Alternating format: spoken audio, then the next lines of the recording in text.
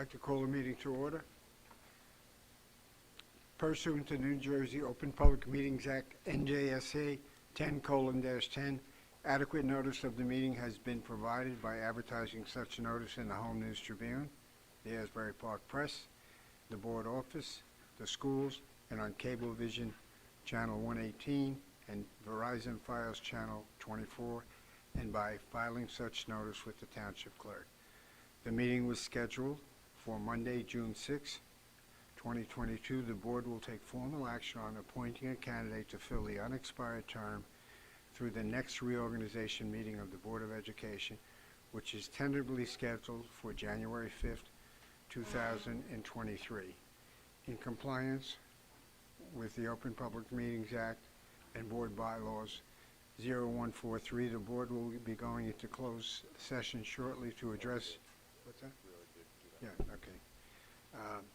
You want to read the next? Yeah.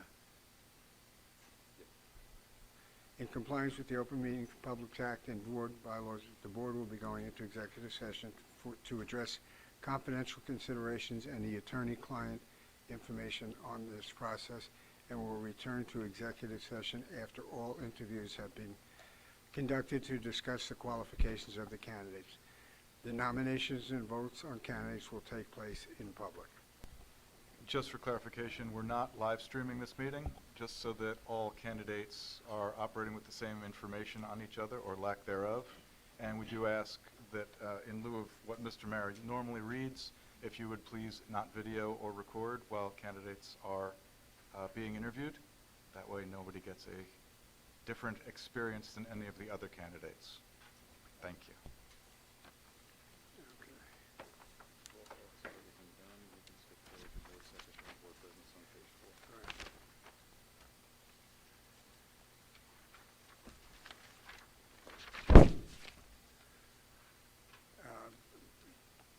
Board Secretary and Board Business. Process to appoint a board member is as follows. Acknowledge letters of intent and/or resume. Sequestering of candidates.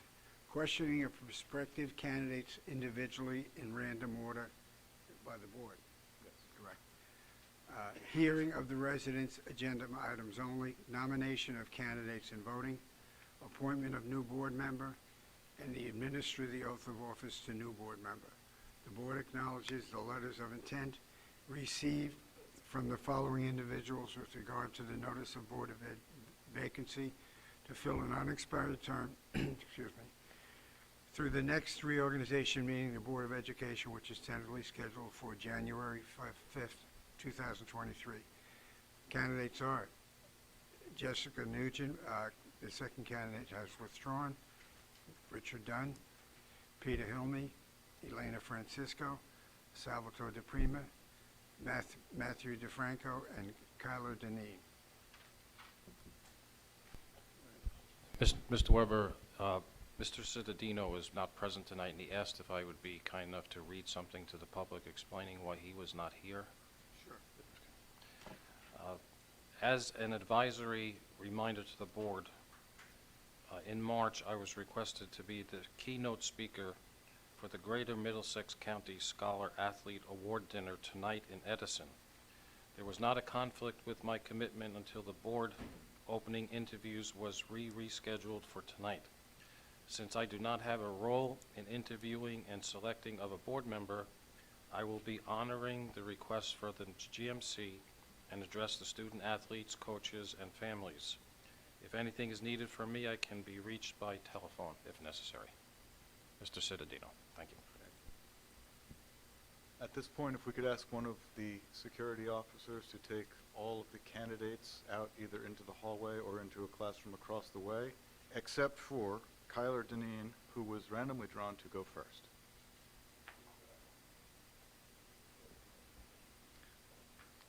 Dr. Hoker will be over to get you one at a time shortly. We say shortly.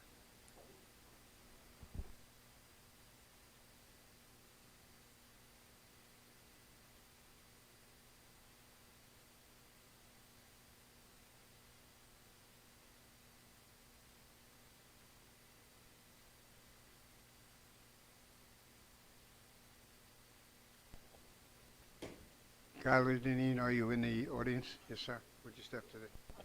Right. Mrs. Lisa Lent, the Vice President, will be reading the same questions to all of the candidates. And you also have the option to speak For a 2-minute opening statement or just statement of any sort, if you wish. Oh, well, I guess I don't know what to say. Hello, everyone. Thank you for considering me for a potential position to fill the vacancy on the board. I am very passionate about the Old Bridge school system. I was in the Old Bridge school system from K through 12. I ran for a seat on this board a few years ago. I did not win, but here I am, and I am looking forward to answering any and all questions you may have for me. I'm sure you've had a chance to review all of our resumes and all that, so thank you. Okay. Good evening. Thank you for joining us. First question is, what is the role of schools in teaching children about topics such as sex ed, cyber safety, AIDS, wellness, and bullying? I don't know. Those are 4 very different categories of items, so I would... Mr. Deneen, just, not to cut you off, but just so you know, there's going to be a 2-minute Minute timer? limit on Okay. each answer. Sure. I would say that I believe, in general, schools should... I don't know how to break down all 4 of those different categories, so I don't know how to answer that question. I think schools should be informed by their local community, by parents, by students themselves about what they do and do not feel comfortable learning in the classroom. At the same time, I think that there's also certain pieces of information that should be taught regardless of what... there's a certain obligation that any school board has to its students to ensure that they are robustly prepared for the future ahead. And so I guess that would be a case-by-case curriculum basis that I would have to review if I were on the board to say, okay, I think that this is appropriate, I don't think that this is appropriate. So that's how I think I would answer that question. Okay, question number 2. Describe your top 3 objectives if you are elected to the school board. Well, I think one thing that I'm always worried about is, are we really preparing our students at the end of the day to take on the challenges of not just today, but also tomorrow? So I think we need to have a very future-focused curriculum. I think we need to incorporate STEM topics more heavily into our curriculum, as well as, I guess that would be my one topic, is preparing students for the 21st century workforce. Number 2, I would say, is fiscal responsibility, ensuring that we are doing everything that we're doing in a manner that is as fair to the taxpayer as possible. And number 3, I think we have a very sizable district, and I think that we're in a position to be able to do a lot of really interesting things and serve as sort of leader and example kind of community to other municipalities in New Jersey and beyond. And so I would like to see our school system be more innovative and more focused on ways to serve as a model community for other communities. Okay, number 3, and I apologize in advance, it's a little long. As a member of the Board of Education, you have a sworn duty to uphold the Code of Ethics and all the laws of the United States of America and the state of New Jersey. That includes executive orders from the governor. We have candidates and board members who have strong opinions on both sides of the argument. We have candidates and board members who have spoken out against the past and current board and the administration for following the executive orders and who have expressed their feelings in protest. With the numbers rising and the fact that none of us know what the future holds, as a Board of Education member, are you prepared to abide by the Code of Ethics and follow all the laws, rules, and regulations if in the future they change from what is currently in place, regardless of your personal feelings and beliefs? I don't want to get arrested if that's what you're asking me.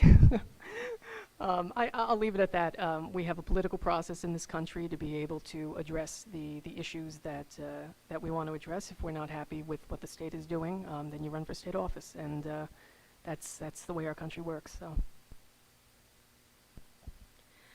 Number 4, board members have an obligation to protect the safety of all children in the district, as well as ensuring all children get the best education possible.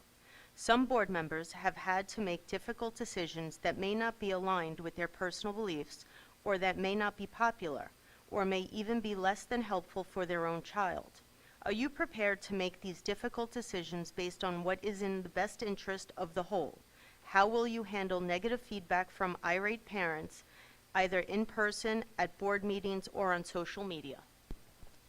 I think at the end of the day, you know what's right is right, and that you shouldn't be afraid to stand up for what's right, regardless of what those consequences may be as an elected official. So that's something that I would absolutely be willing to commit to, and I'm sure any of my other fellow candidates would say something similar. So.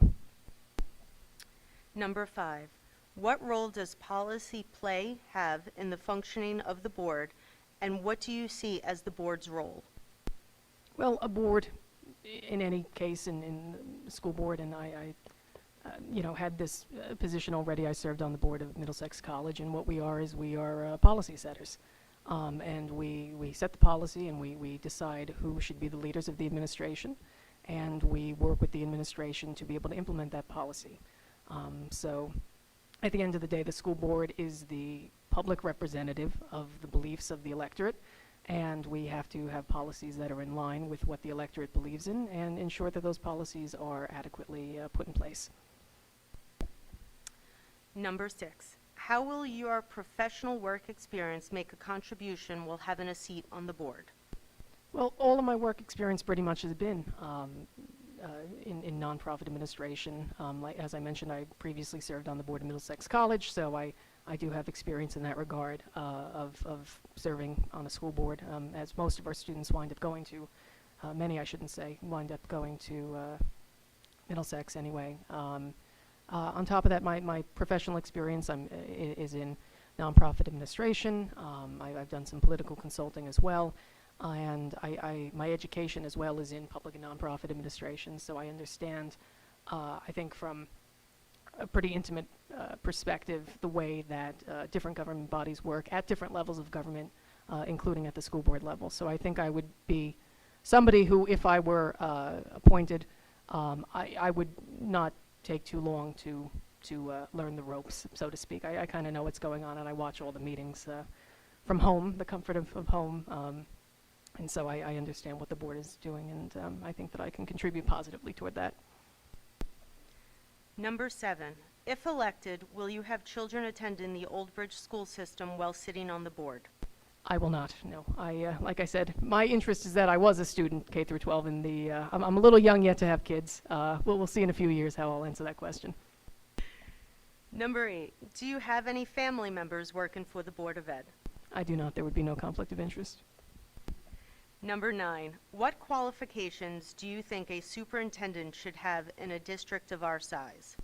Well, you want the best possible quality, no matter what your size of your district is, of course. I mean, what makes a difference of a district of our size is usually what you're able to pay. You know, some districts can only pay chief executives, $70,000 a year. But if you want to recruit top talent, you have to be willing to go a little bit above that. So what I would say is you would want generally somebody with a PhD in education, or some kind of similar field. You want somebody who has years of experience serving as an administrator, ideally also as a teacher. And ideally, you want somebody who is, this is hard to measure on a CV or a resume, but you want somebody who has the best character as possible, the best reputation as possible, has had previous positive experiences with their employers, and that's how I would say you go about that decision, is, and then you see who you like from there. Number 10, the Old Bridge School District state aid may be reduced up to $10 million in the upcoming budget years of 23 to 24 and 24 to 25. Have you been aware of our dire fiscal position, and what changes would you recommend that the administration and the board undertake to dramatically reduce costs going forward? What would you consider off limits to budget cuts and why? I don't think you could say what is or isn't off limits when it comes to budget cuts, and ideally you have to make as few cuts as possible, because what you're always weighing is what is the quality that we're providing our students, what is the quality we're providing our taxpayers, and how do we balance those different sides to be able to produce the highest possible quality education for our kids for as good of a price as possible. I have been worried about the state funding for a while. When I ran for office, that was something that I talked about, was that I felt that we did not have enough non-state funding coming in. And I think that that's something that we should look at further. You know, there are a lot of grant-making agencies that are interested in funding educational districts of this size and of this quality. And I think that you know, this is a public body. You're at the bequest mostly of the funding of what the state is going to be able to give you, what local taxpayers through property taxes are able to give you. So that's all just negotiations that go on in the budget process. But that's what I would say is always keeping in mind, trying to provide the best quality possible for the best price possible. Number 11, are you aware of how much learning has been lost during the remote schooling caused by COVID-19? And are you satisfied that we are recovering at an acceptable pace? Every district across the country is asking that same question, I'm sure, to people. I don't know if it's something you can recover from. You can't give a year back or so of in-classroom instruction, as much as we would all like to have had what happened not have happened. You know, we are where we are now, and I think the best thing that we can do is go forward. If there were ever a situation in which, and I'm not even talking, you know, months from now, I'm talking decades from now, some other situation occurs, who knows what, that would require schools to go all virtual again. There's been a lot of startups that have been focused in the ed tech area and have been really innovating in terms of learning management systems and what's available. I don't think Zoom calls really cut it. I think in terms of replacing that classroom experience, I think what you're going to want to do is look into more of what is available, and I have some ideas of some of those systems, some of what those companies are working on in my head, but hopefully we won't have to cross that bridge for a long time again. Okay, 12. How will you deal with overcrowding in schools now that some schools are losing sections, yet the town is increasing in population by the minute? Again, that's really a budget question. You know, that's really a budget question. That's something that as we look at the funding going forward, how do we approach that? The only other thing I could say besides that is what partnerships can we foster with other local boards to be able to have some sort of student sharing program in that sense, if it were needed, and if they themselves also had the vacancy to have a program like that in place. And that's changing all the time. You know, New Jersey is not getting smaller. They say a lot of people are moving out, but a lot of people are moving in, and so that's mostly a budgetary question. But anywhere where we could develop partnerships to address those sorts of issues is something that I think that we should do. One of the things I enjoyed while serving on the Board of Middlesex is that we had a council of community college trustees that met and talked about issues that different county colleges were going through, and I would like to see more involvement in that sense. I think on a county level as well as you know, a regional level, I think would be a great way of doing that. I know that we have a representative on the board who I believe is their committee assignment is, so to speak, is that sort of work, but I think that that's the kind of work that's great and we should encourage. Okay, lucky number 13. How do you keep relationships with teachers, and how do we get it to be a cohesive unit, like when contracts go into negotiations? Well, that's, yeah, when I was on the Board of Middlesex, again, that was during a contract negotiation season, so it's not always easy. But I mean, the teachers are ultimately the backbone of the educational system. You know, our staff, in general, not just teachers as well, but administrators, other members of our staff who may be unionized, may not be, if they're working on a part-time basis. But I think that you need to think you need to show appreciation, I think is what it is. I think that especially during the pandemic, a lot of teachers felt, underappreciated, and, as did a lot of people working in a lot of fields. And I think that's always great. I mean, I think it's fantastic, the annual, on that front, the annual teacher awards meeting that just happened, and is a great way of doing that. But also, contract negotiations, it's always a budget question at the end of the day, is what are different asks, and how do you provide those asks in a way that retains top quality talent? Yeah, so it's all just a balancing act that you handle on a case-by-case basis, as I'm sure is the answer to a lot of these questions. We're talking about a lot of hypotheticals, of course, but yeah. Okay, that concludes all our questions. Thank you.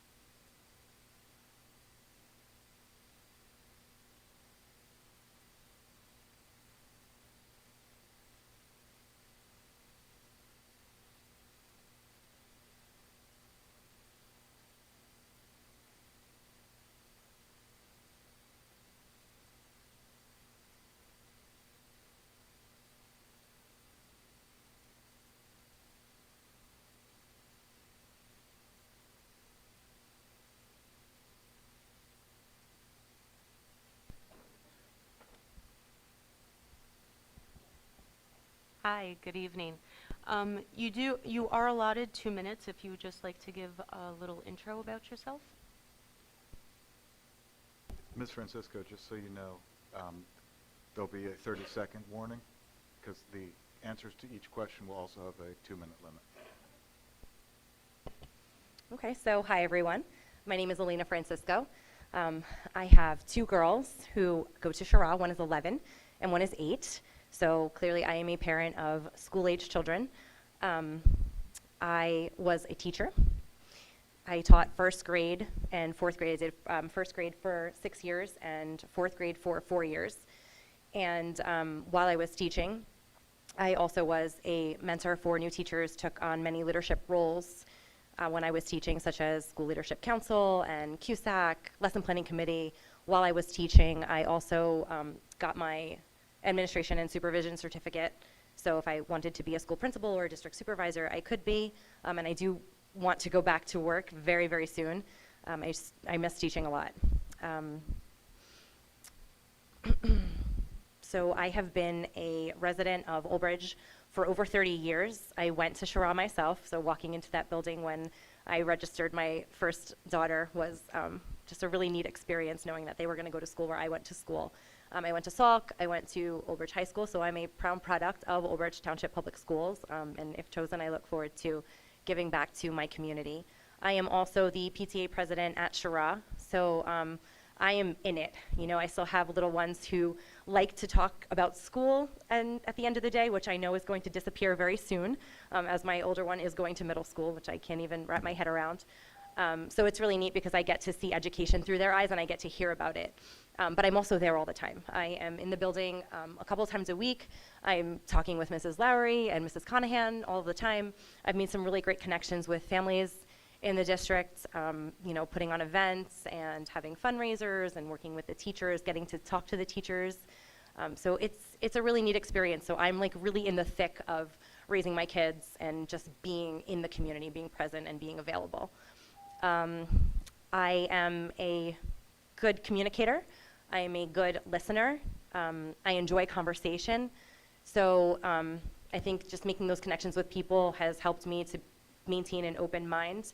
So I hope that paints a little bit of a picture of who I am. As I get a little more comfortable standing up here, it's a little nerve-wracking at first. So I think that's about it. Okay. Okay, thank you. Question number 1. What is the role of schools in teaching children about topics such as sex ed, cyber safety, AIDS, wellness, and bullying? Wow, okay. So I think that is probably a question that needs to be addressed by the greater community. I think that having input from all stakeholders on such topics, I mean, obviously we all know these are, you know, the fundamental topics that are coming up in education right now. So I don't really think that it is a decision for any one particular group of people to be making. I think that everybody has to be involved, parents, teachers across the curriculum, you know, anybody in the community, other family members, because I think that, you know, it just encompasses so much. So I'm not sure that it's just one particular group of people that should make decisions for something like that. So I think as long as a lot of people are involved in that decision-making process with a lot of discussion. Number 2, describe your top 3 objectives if you are elected to the Board of Ed. Top 3, okay.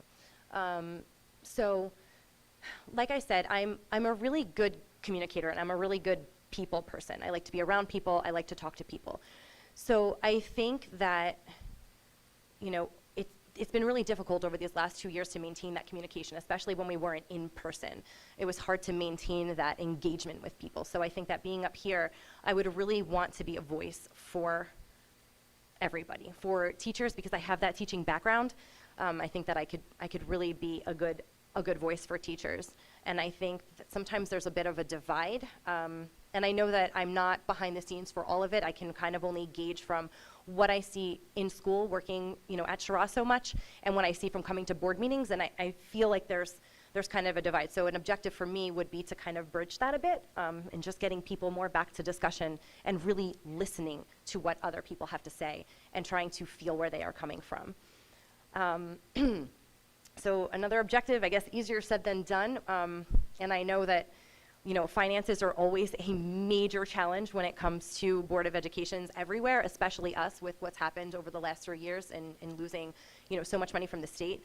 So I would love to be part of, you know, the discussions on how we best use our money to help students achieve. I think that student achievement is the goal, is the end-all goal of what Board of Education, you know, stands for. I think that I've always prided myself as an educator with that background to strive for student achievement. And I'm sorry, I'm thinking of, I'm not prepared for 3 different things. I think just excellence in education all around. Supporting teachers, because unless you are in the classroom or in a building day in and day out, it's really hard to grasp what truly goes into educating our kids.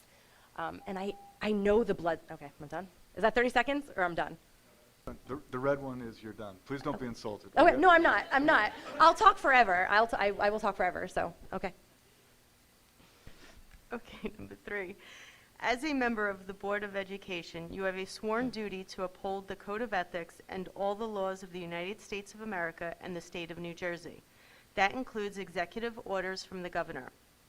We have candidates and board members who have strong opinions on both sides of the arguments. We have candidates and board members who have spoken out against the past and current board and the administration for following executive orders and who have expressed their feelings in protest.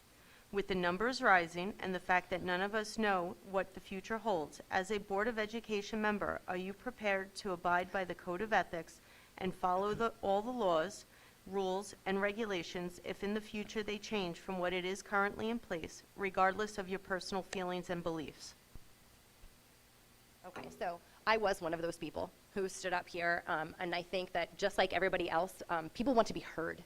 They want to feel that they are heard and that their opinions or feelings towards a certain something are being listened to and taken into consideration. Will I abide by a code of ethics? Absolutely, of course. I still think it's okay that people get up and hear their voices. I think, and I'll speak for myself, you know, getting up and saying, oh, I wish there wasn't this, or I wish there wasn't that. It was almost, you know, not that I ever thought it was going to change or that we could do something about it, but even just in that voice, sending on, I know that a board member in the past has, come up with, oh, let's send a resolution or a letter, it's just kind of stating where we stand. Not thinking that anything was, going to come of it, but just have your voice heard. So I think it's important that everybody gets their voice heard, not necessarily meaning that things are going to change because it's out of our control, and I understand that. Number 4, board members have an obligation to protect the safety of all children in the district, as well as ensuring all children get the best education possible. Some board members have had to make difficult decisions that may not be aligned with their personal beliefs, or that may not be popular, or may even be less than helpful for their own child. Are you prepared to make these difficult decisions based on what is the best interest of the whole? How will you handle negative feedback from irate parents, either in person, at board meetings, or on social media? Okay, can you just go back to the first part of that question, that last part on? I know sorry. it's a long one. Yeah. I apologize. Some board members have had to make difficult decisions that may not be aligned with their personal beliefs, or that may not be popular, or may even be less than helpful for their own child. Are you prepared to make these difficult decisions based on what is in the best interests of the whole? How will you handle negative feedback from irate parents, either in person, at board meetings, or on social media? Okay, so addressing first best interests of the whole. As long as, excellence in education and student achievement, and allowing, or I should say supporting our students to be the best that they can be, and supporting our teachers and helping them be the best that they can be, then yes, then those difficult decisions have to be made. I mean, they're made all the time. And I'm ready for that challenge, with open discussion and reasonings from both sides, and making sure that at least those decisions being made are being made because there's no other reason or no other solution to help with those, specific decisions that need to be made. In dealing with, negative feedback, I mean, I'm ready for it. I know it's going to happen. I'm a realist in knowing that you cannot please everybody. You can't always be on someone's side. And it's all about talking. It's all about communication. So something I didn't add in the beginning, I could be a passionate person, but I'm also cool, calm. I keep myself together. I'm respectful when I speak, when I listen. So I think that, when people are irate and upset, discussion is key.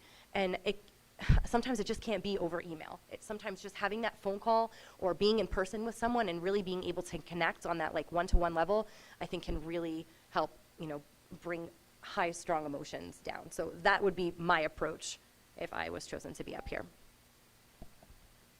Number 5, what role does policy have in the functioning of the board, and what do you see as the board's role?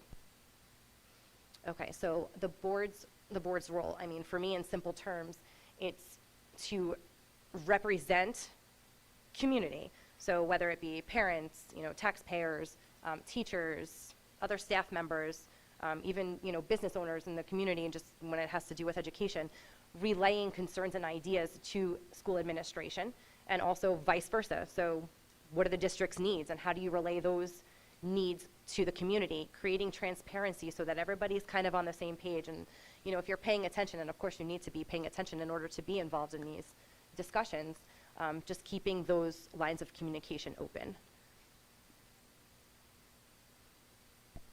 Okay, number 6.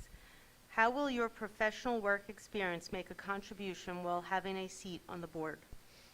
Okay, so first and foremost, I'm a parent. So I'm a mom, like I said before. I'm really in it, and I think that, although I'm not teaching at the moment, my professional work experience right now is just being a mom. But if you went back to my previous work experience, being a teacher, like I said, I taught for 10 years, was a strong leader in the school district itself, represented my grade level at the district level, worked really closely with administration, especially when I was shadowing and going through getting my certificates.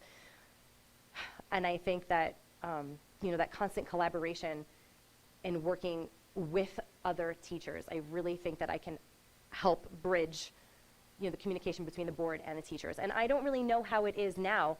I'm not sure, if board members spend time in classrooms. But if that is something that is welcomed and, invited, I would love to do that. I would love to really get to know, the teachers who have our children for, sometimes longer than we have them. Did I answer that exactly? I kind of lost it there. Perfect, don't worry. Okay. I think you sort of answered this already, but if elected, will you have children attending the Old Bridge Public School System while sitting on the board? Yes, I 100% will. I have a little one going to middle school next year and one staying at Shira. Do you have any family members working for the Board of Education? I do not. Number 9, what qualifications do you think a superintendent should have in a district of our size? Okay. Well, clearly good leadership skills. Someone who really knows how to organize and manage people and build capacity in people and finding their strengths so that, it doesn't become a one-person job, because it truly does take a village.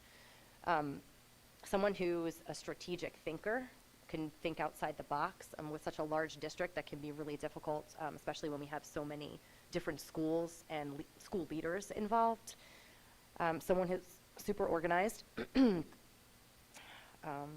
Someone who values transparency. I think that's a really big one.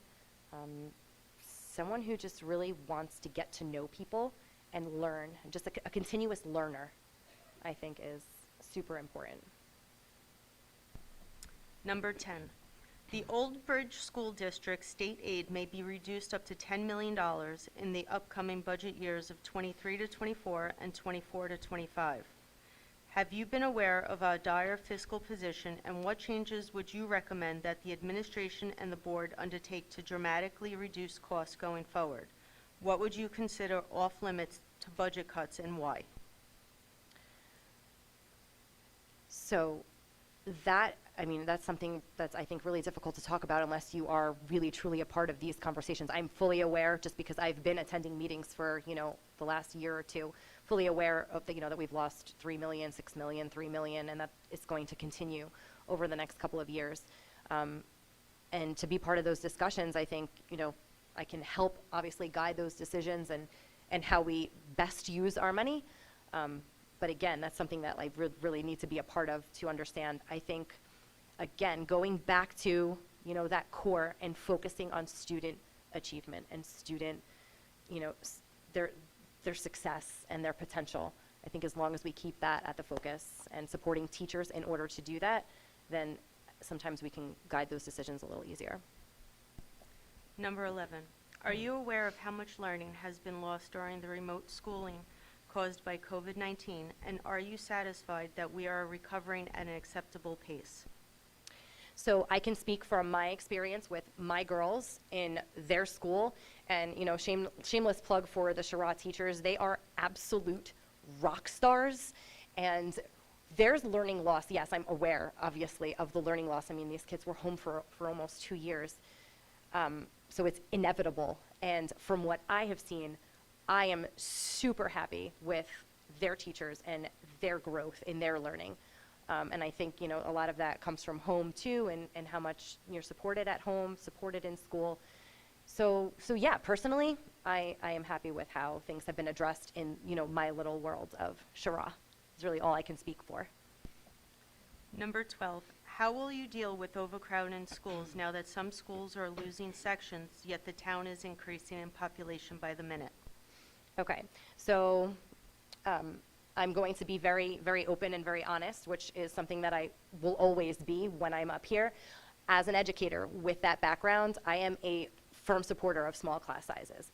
So, and I understand that makes things difficult, right? Because you're trying to cut wherever you need to make it work. And of course, if I am chosen and to be up here, then yes, it's discussion and it's back and forth and it's listening to one another and finding out the best ways to gear all of those decisions. But again, if you're focused on that student, success, especially at the elementary level, middle school and high school is a different ballgame, and especially K1 too. I think that small class sizes are super important. But again, always open for discussion to learn about how we can handle those situations. Question 13, how do you keep relationships with teachers? How do we get to be a cohesive unit like when contracts go into negotiations? Okay, so going back to what I said before, I'd love to be present in classrooms. I would love it. And as a teacher, I know that's really probably not ideal, right? You don't want your Board of Ed members coming into your classroom. But I would love to be there. I would love to get to know teachers at all of the grade levels and really, again, have conversation and get to know people, because that down-to-earth connection is really what makes things work. And it's how you learn what everybody in all those, different stakeholder positions need and yearn for. So I would love to be, talking with teachers as much as I can, as much as they'll let me. That was the last question, so thank you very much. Okay, well, thank you very much for this opportunity. I'm really grateful. Thank you.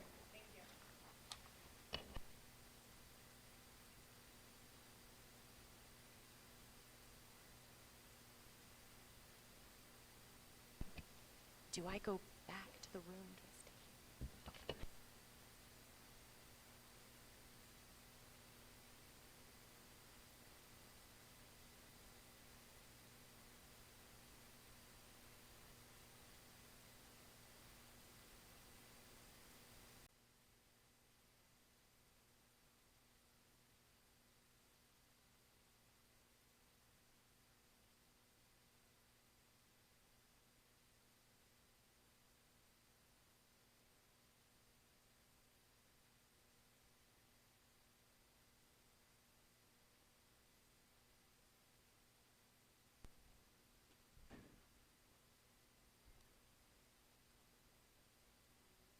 Hi, Mr. Dunn. Ms. Lent is going to be asking the questions on behalf of the board. Just so you know procedurally, they'll be on both your opening, if you choose to give one, and each question. There's a 2-minute limit. There'll be a yellow light at the 30-second mark, and then the red light, and then the hook will come in. Terrific. Please don't be insulted when it beeps. So I get a 2-minute opening. Fantastic. Well, good evening, Mr. President, Madam Vice President, distinguished board members, our guests here at the high school studio. My name is Richard Dunn, and a lot of people do know who I am. I had the pleasure of serving the public as a board member for 10 years. I believe in education. I believe that the children deserve a fair and equitable education.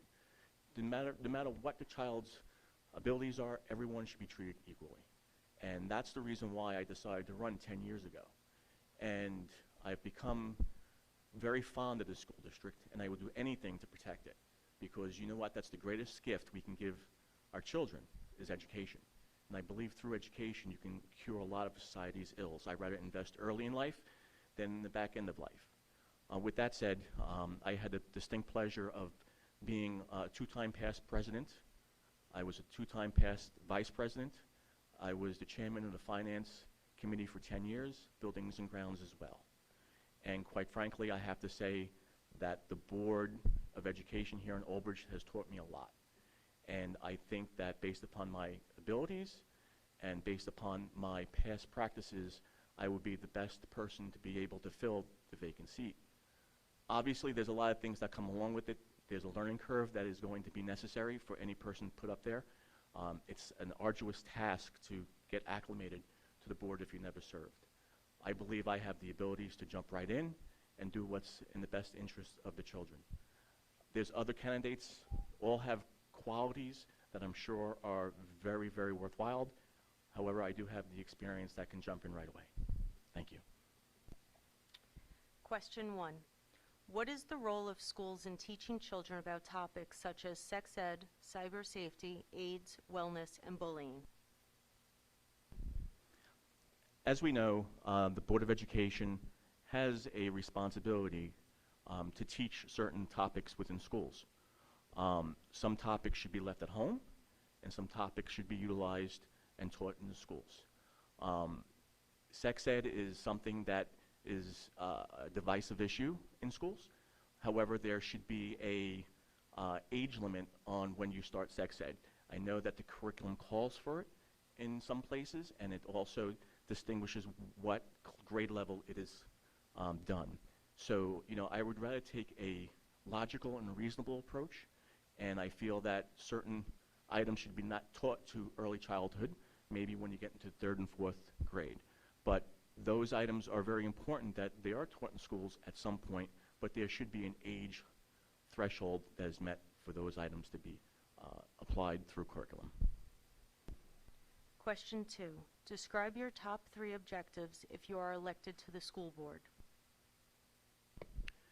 Well, the 3 topic objectives would be to ensure that the Board of Ed is mainstream with their thought process. I think that the Board of Ed must address all the concerns of all the students. I know that sometimes the Board of Ed takes positions where they are not, popular, but we need to work as a cohesive unit to ensure that there is consensus for a given topic. Obviously, that will be one goal. I think cohesion and working together collaboratively is in everyone's best interest, and that's something which we need to do as a board, and that's what I would definitely push. Also, another topic would be is to start planning for next year. We all know that sequestration of state aid is going to cause us more grief and more problems going forward. And if we start planning now, it will be in our best interest. Obviously, this year we were able to dodge a bullet. We only laid off 17 teachers, and all our programs were preserved, which is a remarkable feat. However, next year, based upon the numbers as I understand them to be, we're going to be in more of a dire strait, and we're going to need a little bit more thinking out of the box. In my 10 years as finance chair committee, I'll be able to assist and work some strategies that will benefit the Board of Ed. So that would be number 2. And number 3 would be to work on a strategic plan that is fair and equitable for everyone. The strategic plan is important, so it gives us a timeline, it gives us a roadmap of the future. And there's a lot of things that need to occur here to make the district more fair and to ensure the survivability of our educational system, whatever it's through different programs for our children, enhanced programs, special services programs, and also building enhancement possibilities. Okay, number 3. It's a long one, so I apologize in advance. As a member of the Board of Education, you have a sworn duty to uphold the Code of Ethics and all the laws of the United States of America and the state of New Jersey. That includes executive orders from the governor. We have candidates and board members who have strong opinions on both sides of the arguments. We have candidates and board members who have spoken out against the past and current board and the administration for following executive orders and who have expressed their feelings in protest. With the numbers rising and the fact that none of us know what the future holds, as a Board of Education member, are you prepared to abide by the Code of Ethics and follow the laws, all the laws, rules, and regulations if in the future they change from what is currently in place, regardless of your personal feelings and beliefs? Well, this takes me back to last year. And quite honestly, I was outspoken about the mask mandate and the executive orders. Obviously, the governor has the right to do those type of executive orders to protect the health and welfare of the state. However, it did not stop me from speaking my mind and letting everyone know that executive orders infringe on our authority as a local school board. Quite honestly, I need to follow the law. I think the law is important. No one's above the law. Obviously, being the chief of the fire department here in Old Bridge, I need to set standards, and I apply those standards the same throughout. I have laws I have to follow. I would do the same as a sitting board member. However, it would not stop me from speaking my mind and conveying a point. And I think by having a resolution that was submitted to the Board of Ed for consideration, prove that, I'll speak up if things are wrong. However, ultimately, the state of New Jersey and the powers of the governor usurp, what our thinking is. And that was my whole premise of arguing last year, that the decisions should be left to the local school board, let them make a decision, and based upon that, then they can intervene if they feel the decision is detrimental. But I agree, as a sitting board member, you need to follow the law, you need to be even-keeled, and you need to make sure that you follow the law, because ultimately your actions could adversely affect your future state aid, and the board can be censured. 4. Board members have an obligation to protect the safety of all children in the district, as well as ensuring all children get the best education possible. Some board members have had to make difficult decisions that may not be aligned with their personal beliefs or that may not be popular or may even be less than helpful for their own child. Are you prepared to make these difficult decisions based on what is in the best interests of the whole? How will you handle negative feedback from irate parents, either in person, at board meetings, or in social media? Working collaboratively is important, and being a sitting board member for 10 years previously and being the president during a very difficult time when we were trying to get kindergarten approved, there was a lot of pros and cons about kindergarten. There was a lot of people who were speaking up against it and for it. And you can't allow, social media and influences to impact your decision. You have to be principled. You need to do what's in the best interest of the children, regardless of what the pressures are outside. And that's something which, we encountered the last 2 years. We had an obligation, we had a fiduciary obligation to ensure the safety and the viability of our schools. And yes, I did not agree with everything that was done, but ultimately we had to worry about everyone together. It was just not one faction or two factions. We needed to do everything that was in the best interest as a school community, as one. The whole fact of making decisions is predicated on, you being a sitting board member and making the hard decisions. And I always believe by participating in extracurricular activities, school community events, things of that nature, go feel the pulse of the PTAs, go to SEPTA, go to CPAG, go to all those different meetings, feel the parents, feel the pulse, and that will tell you how you should interact and what you should do. Because you know what, that's very important, because the school community and the residents of Old Bridge are the ones that elect you, and you need to listen to them. And by being proactive and by going out into the PTAs and the communities, you'll get a good sense. Number 5, what role does policy play have in the functioning of the board, and what do you see as the board's role? Well, policy is very important. That's your guiding light. That's the Bible of the board. You need to follow the policies. The policies are there for a reason. It's important that you know the policies, you understand them, and you apply them correctly. We're very fortunate that we do have professionals who help us as individual board members to guide the pitfalls and the trials and tribulations of policy, but policy set forth, and policy is your roadmap, and you need to follow that so that everything is done in the correct manner.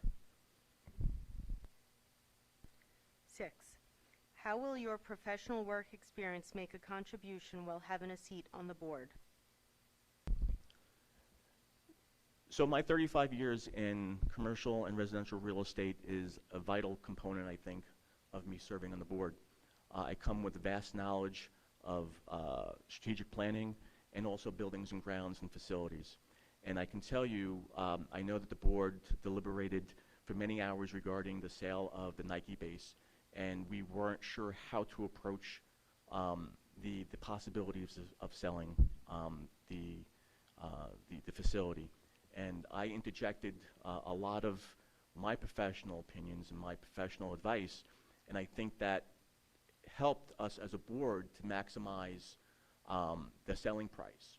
I know that being involved with development and being involved with land acquisition and disposition gave me an edge, and I think that helped me and the board maximize the profitability of a sale of a piece of property that's going to help us in the future with improving our programs and improving the situation that the kids, our children, cause. So I believe my background as a senior vice president in real estate will benefit the board. It has benefited the board in numerous ways over the years, especially with the ESIP program, with the major improvements that we invested in for our buildings, security, and all those wonderful things that involve property management. I think that my abilities have benefited the board and will do so if I give them the opportunity moving forward.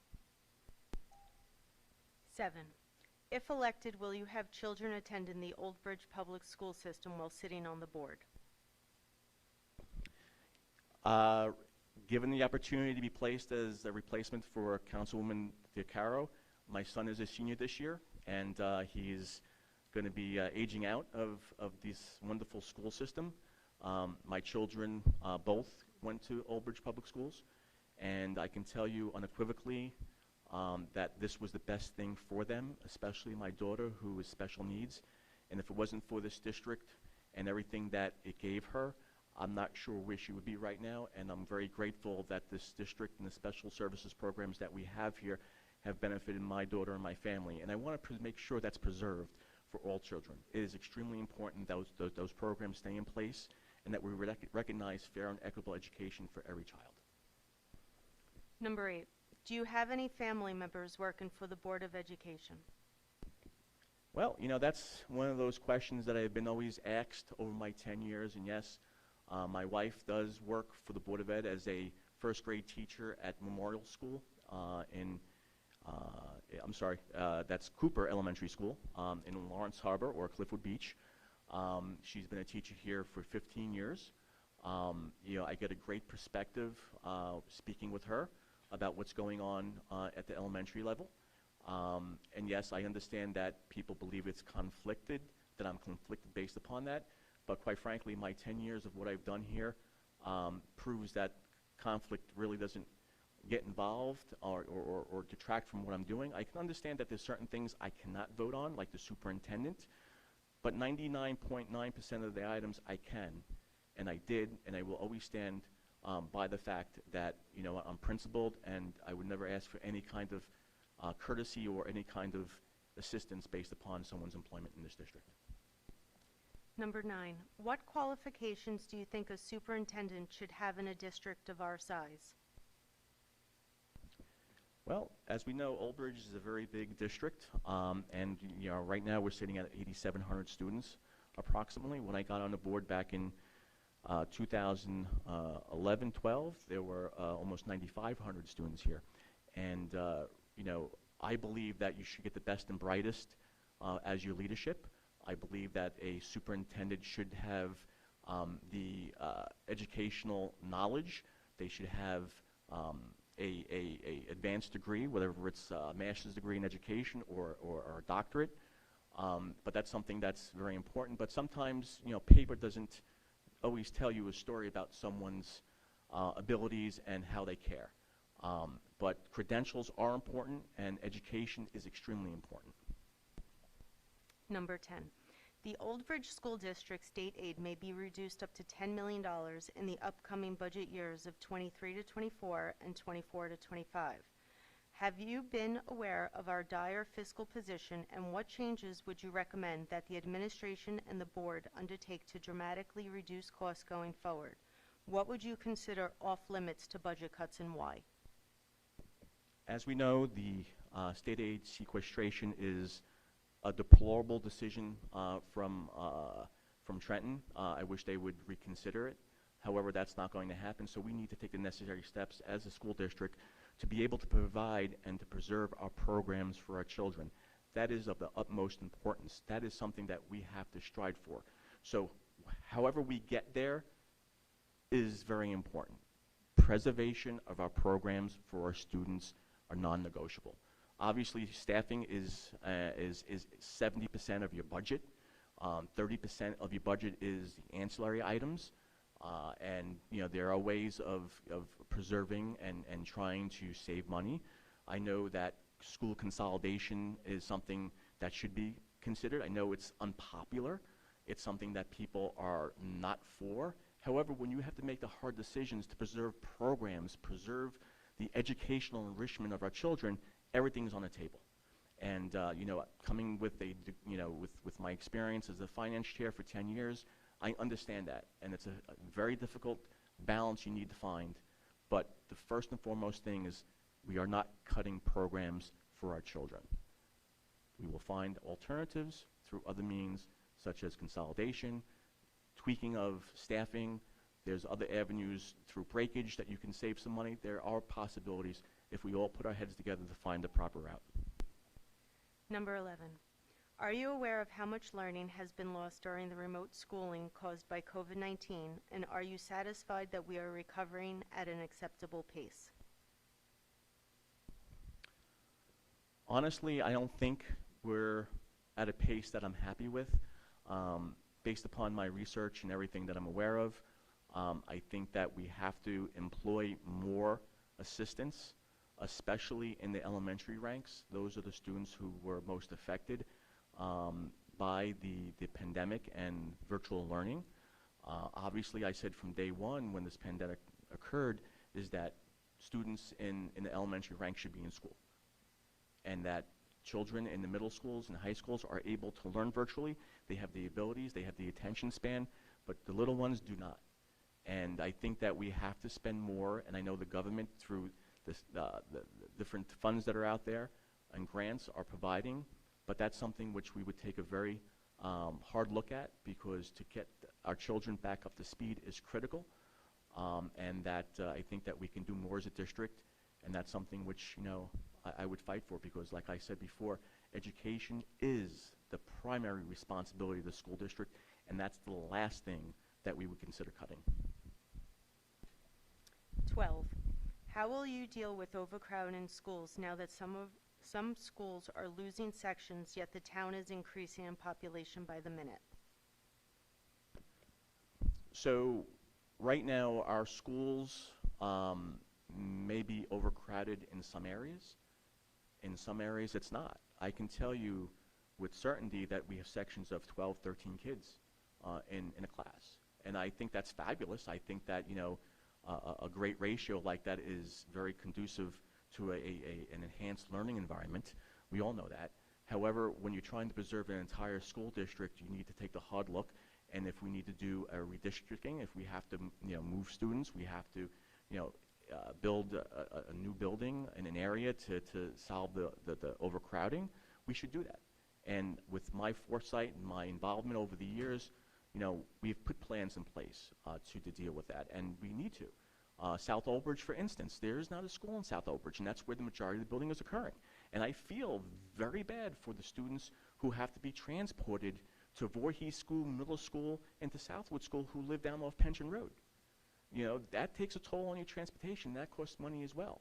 So there's a lot of things you can look at, but overcrowding is not an issue because we're down in our numbers. We've had the same amount of number of schools that we had 10 years ago when we were at 10,000 students. Now we're at 8,700. Yes, we need better facilities for our special services because that's a contingent of the population that need the services, and they need more room as well. So with all this said, with my experience and knowledge, I'm able to work with everyone on the board to figure out a game plan that's going to work for all. Question 13, how do you keep relationships with the teachers? How do we get it to be a cohesive unit like when contracts go into negotiations? Well, I've always said that the teachers and the staff of the Old Bridge Public Schools are the finest. They're the heartbeat of our district. And, you know, it's unfortunate that 70% of our budget goes towards salaries, pension, welfare, things of that nature. And it's very hard to figure out a solution. But I can tell you, the OBEA has been a partner. Over the 10 years that I've been on the board, they worked with us to find ways of preserving our programs. And relationships with teachers and staff as a board member are critical. It's essential that, you know, we communicate, we work together. Obviously, we don't get involved with, you know, their employment, but being out there at community events or school events is important. Going to PTA meetings because you have teachers who go there, they get to know you, you get to know them. It's a good situation. But I can tell you with the most certainty is that our staff here in the Old Bridge Public Schools is the finest in the state of New Jersey, and they have worked with us continuously to ensure the survivability of our district, and I would prefer, and I believe they would do the same going forward. So relationships with the OBEA and the teachers and staff is critical, and I think that we've made good inroads over the years of making sure we are on the same page. Okay, that was your last question. Thank you. Thank you very much, Madam Vice President, Mr. President, distinguished Board of Education. Thank you so much.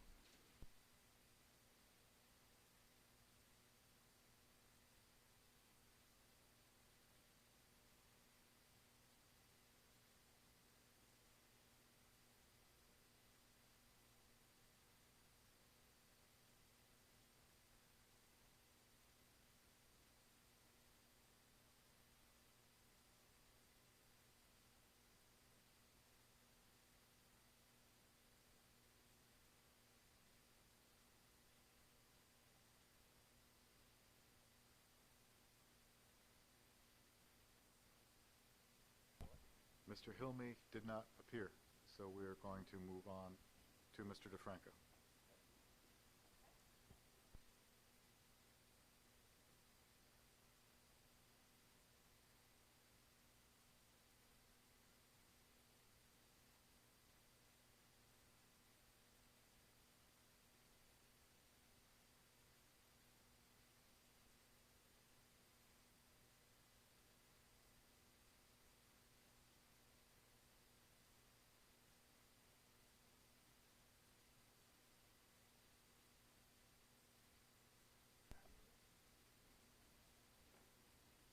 Mr. Defranco, how are you? Ms. Lent is going to be asking questions on behalf of the board, same questions that every candidate has been asked. You're going to have an opportunity, if you choose, to give up to a 2-minute opening, and then there'll be a 2-minute limit on each answer. This thing is going to be working. The yellow means 30 seconds to go. It'll beep. Do not be alarmed. You'll have 30 more seconds after that, at which point you need to stop. Great, thank you. Thank you. Yes. So, thank you for taking my candidacy. And it's a little better, right? For allowing me to be considered as a candidate.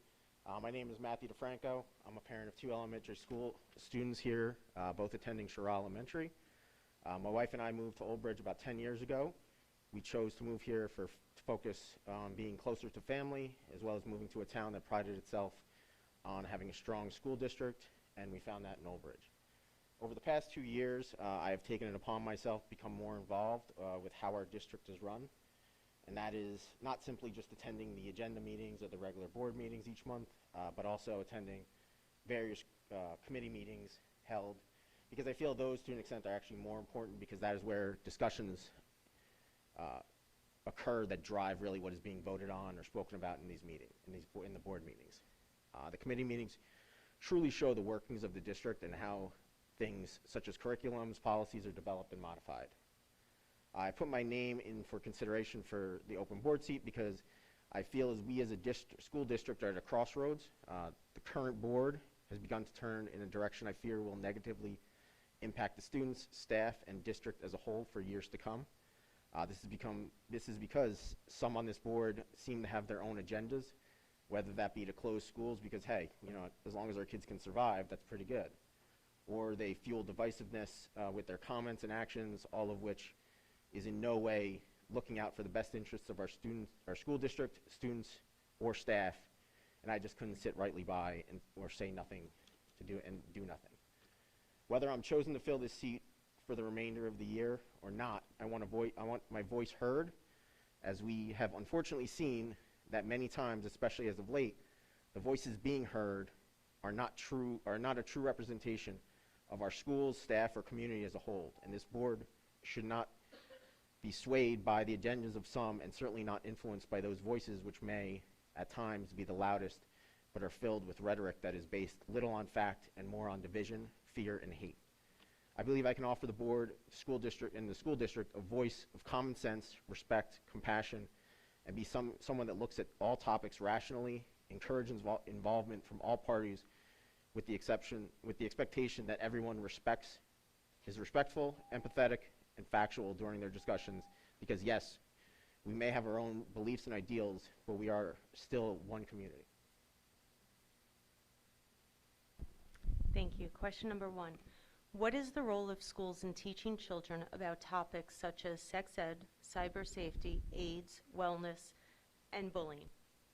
I think they do have a role, because there are instances where some of that, those issues are occurring at home by by parents, guardians, or siblings, and the students need somewhere to be able to speak with people, or speak to people if needed, but also learn, just in general, that overall life happens. And parents aren't always going to be able to be teaching their kids stuff, because sometimes parents aren't available to do that, whether that be because they're just absentee, or they want to, or not that they want to, but that they're unable to due to work requirements. 2. Describe your top 3 objectives if you are elected to the school board. My top 3 objectives are: 1 is, we have to take into account the learning loss that's occurred because of COVID. And that's not necessarily education in the sense of math and science, but it's social impact on the students as well. So, we need to make sure that, there's access to different, people to talk to at the school if needed, activities that they can go and involve themselves in, because, I think one of the biggest things that occurred, let alone just, the less school time there was during it, but there was a lot of time when the kids were just kind of not really together with everybody, so that they are just socially awkward in essence. So, that's going to be one of the things I think we need to focus on. Secondly, is certainly we need to account for the budget and, the impact of what the state cuts are and how we're going to, affect that with our schools, which in turn accounts for the closing of school. The concern that I have with closing of schools, because it impacts, let alone just the fact that, we may be getting cuts, but we're also going to impact the education that's on the students, whether that be academically or emotionally. And lastly, inclusion, diversity, and equity needs to be a big part. There's too many people in this district who either don't want to speak up at these meetings because they feel they're either not going to get heard, or they do speak up and they don't feel actions are being taken. I've been to many meetings where people have stated, they have kids who go to school that just don't want to be going to school. And we as a school district should never have any child say, I don't want to be in school because I don't think they're there to help me. Question 3, and I apologize in advance, it's a little long. As a member of the Board of Education, you have a sworn duty to uphold the Code of Ethics and all the laws of the United States of America and the state of New Jersey. That includes executive orders from the governor. We have candidates and board members who have strong opinions on both sides of the arguments. We have candidates and board members who have spoken out against the past and current board and the administration for following executive orders and who have expressed their feelings in protest. With the numbers rising and the fact that none of us know what the future holds, as a Board of Education member, are you prepared to abide by the Code of Ethics and follow all the laws, rules, and regulations if in the future they change from what it is currently in place, regardless of your personal feelings and beliefs? Yes, my personal beliefs as to how the government dictates their laws. I may have opinions that differ from that, but we still as a board, as a school district, as just individuals in society, we have to follow those rules that are there. We could certainly have our own opinions as to support or not support them, but in the end, we have to follow them. We can certainly make points as to where we think there could be improvements and whatnot, but we got to follow the laws. There's laws saying we can't murder people. Doesn't mean if I want to murder somebody, doesn't mean like, oh well, you know what, I'm going to voice my opinion saying I think we should murder people or stuff like that. It's a law. Like, we have to follow it. It is what it is. 4, board members have an obligation to protect the safety of all children in the district, as well as ensuring all children get the best education possible. Some board members have had to make difficult decisions that may not be aligned with their personal beliefs, or that may not be popular, or even be less than helpful for their own child. Are you prepared to make these difficult decisions based on what is in the best interests of the whole? How will you handle negative feedback from irate parents, either in person at board meetings or on social media? I do that at a job right now. I make decisions based on what's in the best interest of my company, not my beliefs. At times I'm going to have opinions that differ from that. I'm pretty certain that's probably with every single one of you guys up there. But the purpose of a person being up here is for the betterment of the entire district as a whole. So unfortunately, I'm going to have, make votes and whatnot that are going to be potentially different from mine because, again, it's at the best interest of the board, or not the board, but the school district. As far as with my child in school, I'm not making any decisions on my child, based on why I would be up here. My purpose of being up here overall is for the betterment of the school district, which in turn is the betterment of my child or children. 5, what role does policy have in the functioning of the board, and what do you see as the board's role? Policy play? Yes, what role does policy play and have in the functioning of the board? It's a significant part because we need to have policies to ensure the district is run well. I think if you do not have policies, you're kind of shooting from the hip at times. And just for me and where I work, I'm on various committees which creating policies and procedures for how we need to do business. And you need to have policies and procedures in there so that when things go awry, you know what the steps will be to handle that. Certainly, there's going to be instances where, you know, we can't make policies or procedures for everything. You know, it's just life. But we need to ensure that we have as much documented in policies and procedures so that the district can continue to run well when certain things arise. 6, how will your professional work experience make a contribution while having a seat on the board? I think it will be a great addition. Like, as I had mentioned in my opening statement, with work, I'm working on various committees where I have to work with other groups that, you know, are working in, you know, potential areas that are opposite to mine, where, you know, we have to work for the betterment of the entire company as a whole. You know, that's looking at things pragmatically, rationally, with common sense, saying, okay, well, you know, my thoughts on this, you know, I'm going to have my thoughts on this person's going to have their thoughts on it. Let's try to work together to make in essence, compromise, because, you know, you don't want to force your opinions on everybody else, because nobody wants to say, oh, well, like, the smartest person in the room. Well, nobody is the smartest person in the room. Everybody works together. If you have people with agendas and look at themselves as being the smartest person in the room, you're almost setting yourself up to fail. 7, if elected, will you have children attending the Old Bridge Public School System while sitting on the board? My children have been and continue to be in elementary schools, and will continue to go forward. 8, do you have any family members working for the Board of Education? I have a cousin through my wife, but I wouldn't consider that, like, I don't want to say this. I know this is going to be live. View as family, where as far as it would be a conflict, no. But as far as, I do have family who works as a teacher in the district, but it would not cause me any conflict of making any decisions on votes.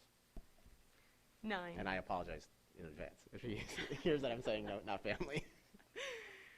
9, what qualifications do you think a superintendent should have in a district of our size?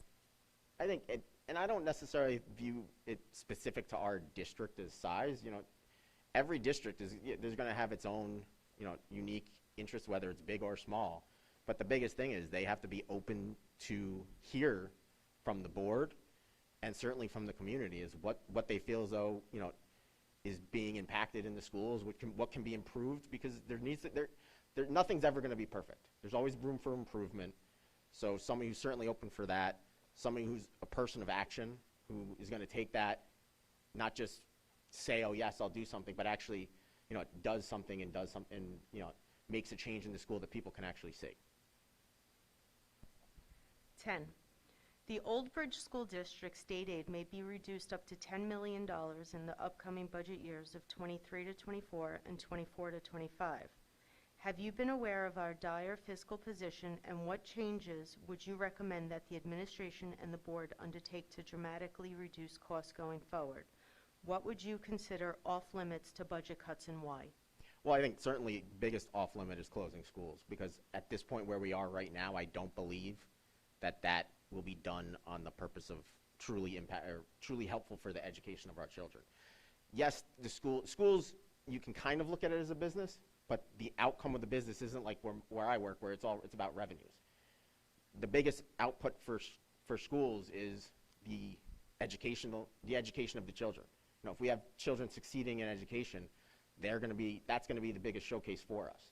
As far as the, you know, reduction in costs, it shouldn't just solely be looking at just costs. That certainly needs to be a factor, and I think, you know, there may be opportunity to kind of do an in-depth cost analysis review of the district as a whole, seeing where, you know, maybe there can be improvements in certain things. But I think also the district needs to start looking kind of outside the box as to how they do stuff.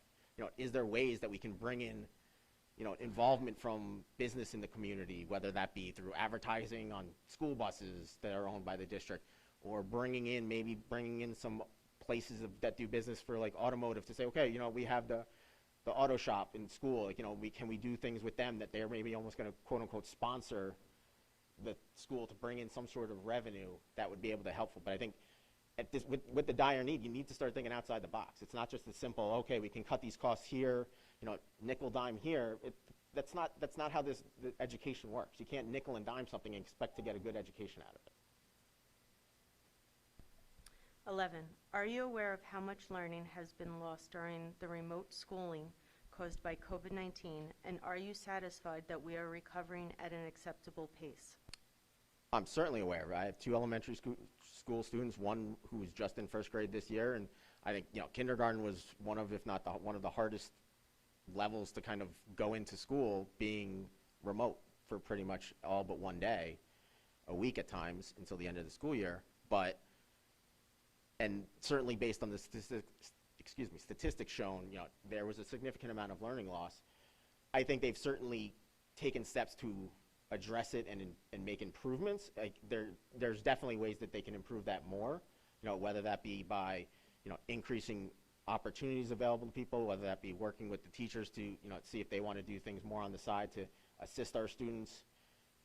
And more, almost as importantly, again, the bigger thing is where I think steps can maybe be taken a little bit more is with the social and emotional.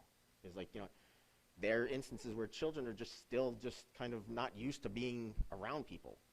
So, and at no fault of the district really as a whole, but we just need to get kids more familiar with dealing with, other kids and just dealing with their emotions in a way that, is in a school setting.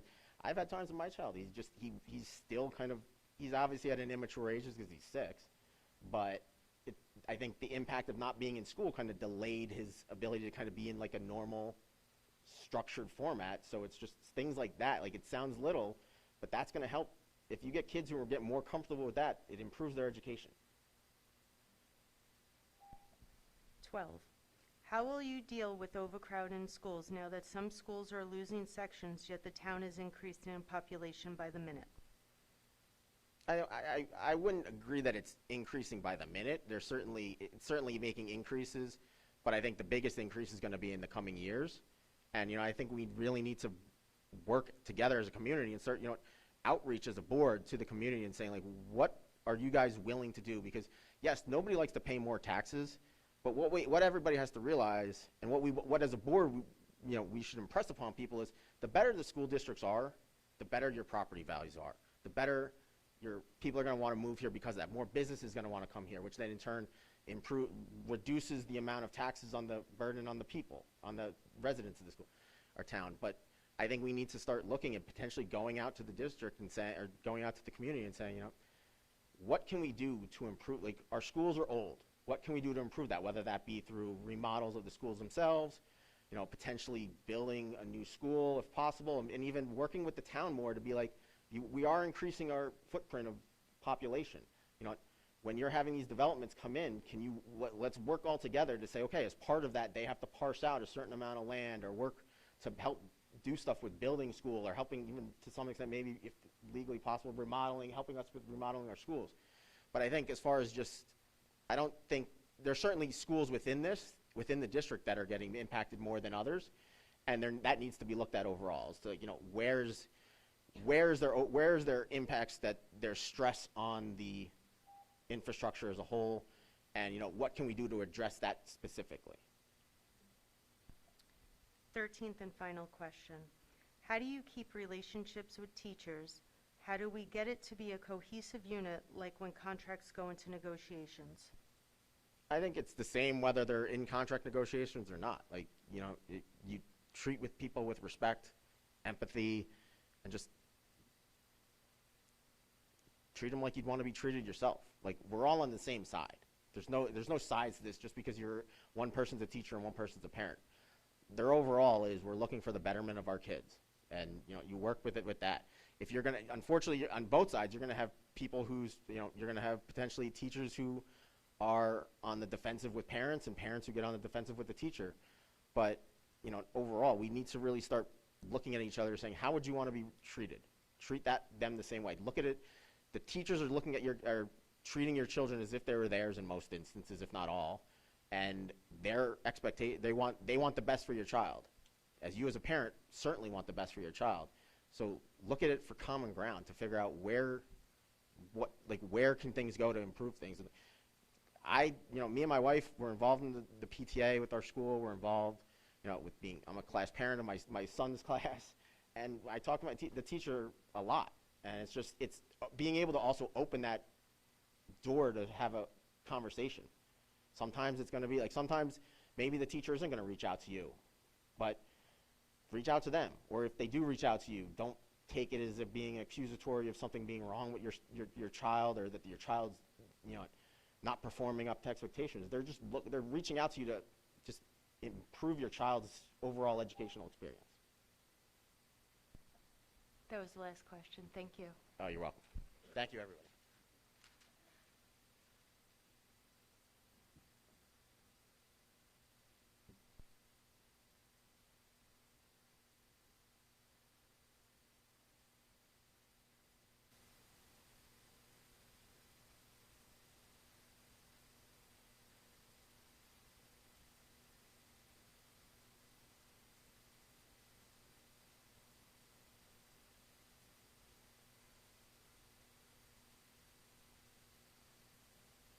We're back. Go ahead, Ms. Land. Mr. De Prima, you have 2 minutes if you wish to make an opening statement of any sort. I wasn't really thinking opening statement, but I would like to read the letter of intent that I sent in. Members of the Board of Education, Old Board of Education, please let this letter represent my request to be considered for the vacant seat on the Board of Education. As you all know, I was an elected member of the board for the past 9 years. During that time, I held the position of Board Vice President twice, Board President once, and attained certified board member status in 2021. I have worked closely with most of you, and I think you know how seriously I always took my responsibilities as a board member. Excuse me. I am very proud of some of our accomplishments during my tenure: full-day kindergarten, the iPad initiative, defeating the charter school application, successful implementation of the 5-year strategic plan, and minimal to no loss of personnel or programs despite the loss of multi-millions of dollars of state aid, to name a few. Through everything, I always made a point to listen to the community's wants and needs before making a decision. I was there for them, not for me. My children are grown and out of school, so I have no personal agendas. I have no political party affiliation, so I have no political agendas or aspirations. I am also free to vote on any agenda item, as I have no conflict. The past 2 years have changed and strained the environment of our lives, community and schools. We have all been through things we never saw before and hope to never see again. Many decisions the board made went against public opinion, but we had no choice. Many things were decided for us. The system was broken. Now, as we get back to normal, there is much work to be done to make up for any losses, to regain the community's trust, and most of all, make sure our students receive the best education possible, the education they were used to and deserve. If given the opportunity, I feel I possess the experience and knowledge to help get this district back on track, back to the level of standing we were used to. I have attached my community and personal resumes for your review and appreciate your time and consideration in this application. I'm not going to read the resumes and stuff. Thank you. Question 1. What is the role of schools in teaching children about topics such as sex ed, cyber safety, AIDS, wellness, bullying? I'm not good with hypothetical, which these kind of are, but the schools have a responsibility, but so do the parents at home. I'm of the belief, if it came to it, I don't know about elementary school for those things. High school is fine. The students are adults at that point. But to occupy a child's mind on things that really aren't part of a child's life, I don't really care for that. Question 2. Describe your top 3 objectives if you are elected to the school board. I think the first thing, at this point, we'd be getting back to some kind of normalcy, which we are on the right track. It's been a tough 2 years for everybody up here, everybody out there, all the students, the children. I would think that would be number 1. Obviously, the educational material is always the Board of Education. It kind of says it right there. We're there to make sure everything is run properly. It's not the board's job to run the schools. It's the board's job to make sure everything is run properly, and we have a good administrative team that does that. Number 3, I think maintaining what we've attained, if that makes sense. When I moved here many years ago, we had a good school district. Recently, we had a great school district. And it takes work. You can't rest on your laurels, and you need to keep the momentum going, for lack of a better term. I apologize, this is a long question. Number 3.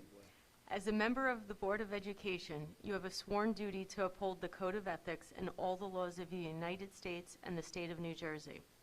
That includes executive orders from the governor. We have candidates and board members who have strong opinions on both sides of the arguments. We have candidates and board members who have spoken out against the past and current board and the administration for following executive orders and who have expressed their feelings in protest.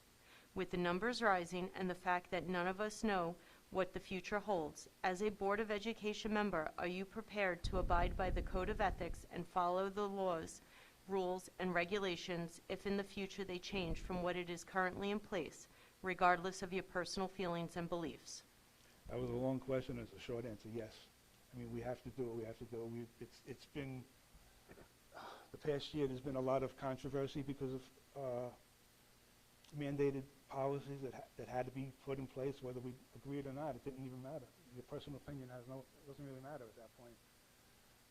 Government says to do it, we got to do it. 4, board members have an obligation to protect the safety of all children in the district, as well as ensuring all children get the best education possible. Some board members have had to make difficult decisions that may not be aligned with their personal beliefs, or that may not be popular, or may even be less than helpful for their own child. Are you prepared to make these difficult decisions based on what is in the best interest of the whole? How will you handle negative feedback from irate parents, either in person at board meetings or on social media? As I said in my opening statement, my children are long out of the system, so as far as personal, it doesn't matter to me. I'm here for everybody else's child.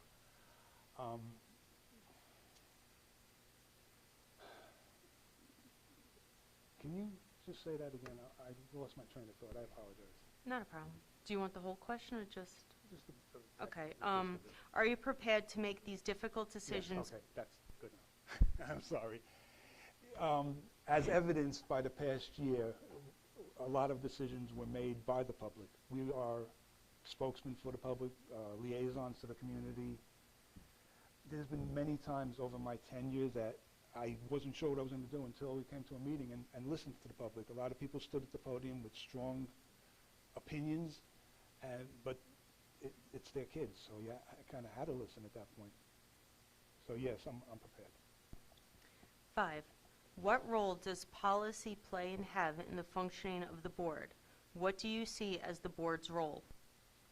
The board makes policy. I don't know how many people have seen it, but there's pages upon pages upon pages upon pages of bylaws and everything in between. The board is a policy-making body. 6, how will your professional work experience make a contribution while having a seat on the board? I've been in financial services for more years than I'd like to say, but I think it helped me with the budget. In the beginning, as some people could attest, I had no idea what the budget was about. I didn't understand the terminology, but through assistance from personnel and experience in life, I realized what was going on and how to work with it. I have been in supervisory positions where I've been dealing with people, dealing for people.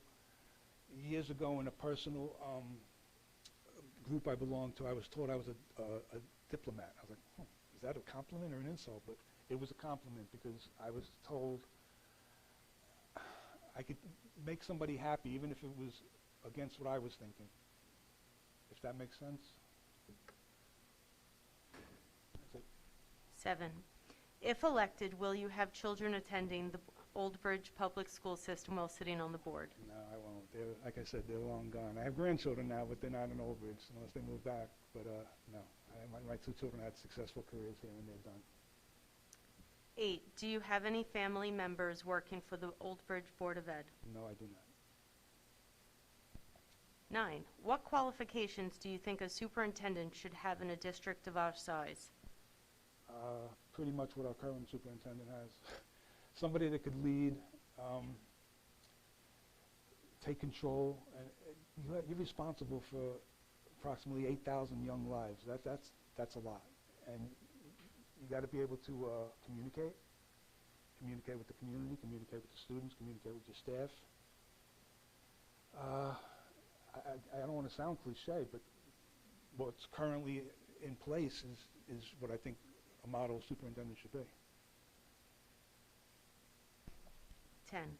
The Old Bridge School District State Aid may be reduced up to $10 million in the upcoming budget years of 23 to 24 and 24 to 25.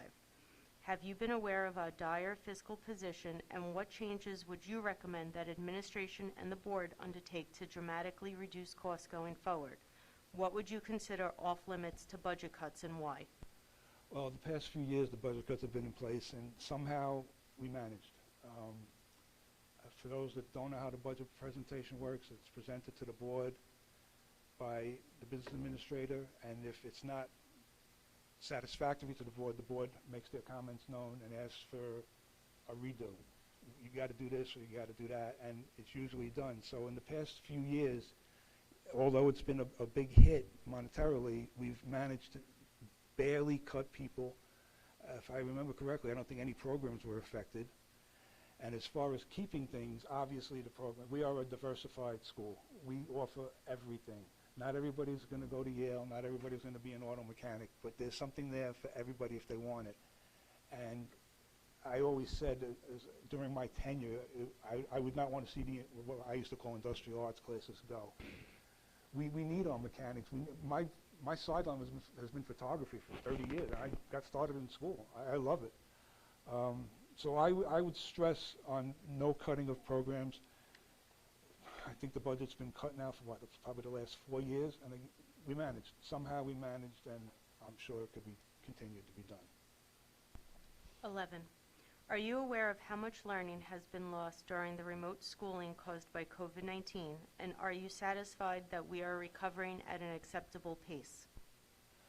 I think everybody, if you're not aware, then you're not really part of the school district. I mean, it's been a horrible time, as I said in my letter of intent. It's something nobody here, or probably nobody on earth has been through before. Hopefully it's over. I think it's a long road back, but we're on the right path, I think. The future looks bright. We have a lot to do to get back to where we're supposed to be, though. As I said before, a lot of people lost trust in the board. There's been a lot of caring community members coming out lately. We used to have to beg people to come to a meeting. Now a lot of people are showing their support or their non-support because things are different. But I think they're on the right track of getting back. And it's a long road ahead, but it'll get there. 12. How will you deal with overcrowding in schools now that some schools are losing sections, yet the town is increasing in population by the minute? Well, it's been talked about that we're going to need a school, at least a school soon. I don't know what the progress is of the demographic report for the strategic plan, but that'll be part of, I mean, there's part of town that's really barely represented, so obviously something has to be done there. From my knowledge prior to the last 5 months, it's a work in progress, and it's not forgotten, obviously. And I think the main thing is probably a new school, or I don't want to say condensation of classes, but a way of fitting things in with what we have somehow. 13th and final question. How do you keep relationships with teachers? How do we get it to be a cohesive unit, like when contracts go into negotiations? Through my tenure in town, just as a community member, I've always been one to be involved with whatever's involved. I mean, whether I was a board member or not, I know so many teachers, so many personnel, so much personnel in the schools. I was part of negotiations a few times, which was not a happy process. But people will respect you, and it goes both ways. The board respects the teachers, and teachers respect the board, hopefully. And you work to come to a cohesive relationship. Like, I mean, our teachers, we have, not to sound cliche or anything, but we have a fantastic system here. From Mr. Cittadino on down to the custodians. Everybody does a great job, and the relationship has always been there, I feel, anyway. I've always been out there knowing people, greeting people, involved in everything. I think there's a good relationship between the board, the community, the employees, the administration. I don't know if anybody remembers on my old Facebook page, I had made a puzzle. It was the board, administration, the community, and all the pieces fit together to make one whole. And I still stand by that. Okay, that was your last question. Thank you. Thank you. Thank you all.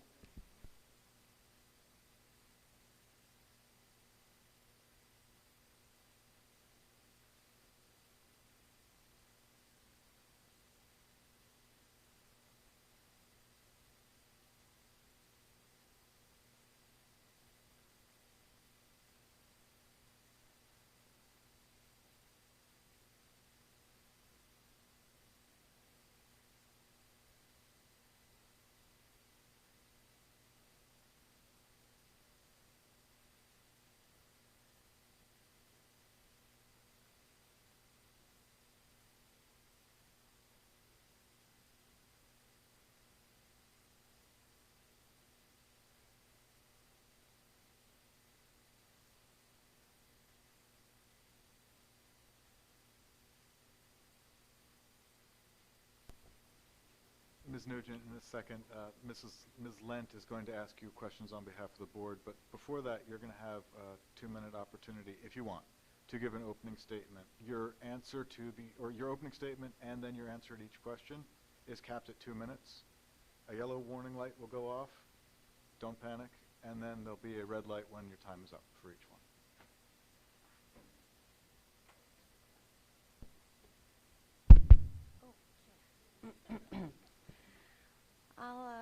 I'll give an opening statement. I didn't intend on, but I will. A lot of people have asked me why I'm doing this.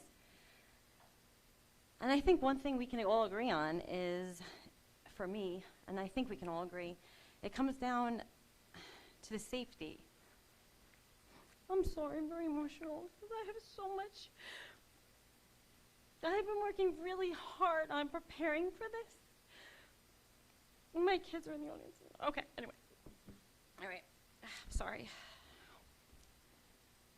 Personally, I don't think there's anything more important than the safety of our kids.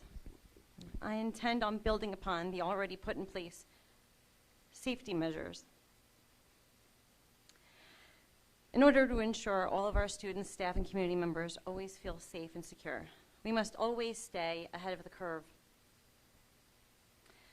We must strive to continue to have an open dialogue amongst our administration, our board members, as well as our local police department. I recently reached out to our acting police chief, Scott Gumprich, as well as Tom Montagnia, and he was one of the gentlemen that started the resource officers program in 2019. I basically just introduced myself, and I wanted to let them know about tonight, that there was going to be a new board member, and they were very receptive, and they were very, very nice, and answered any questions I had. And that was just it. I just wanted to, wanted to reach out to them. Personally, I feel in light of the current events, it's, to me, and I think a lot of people, very important.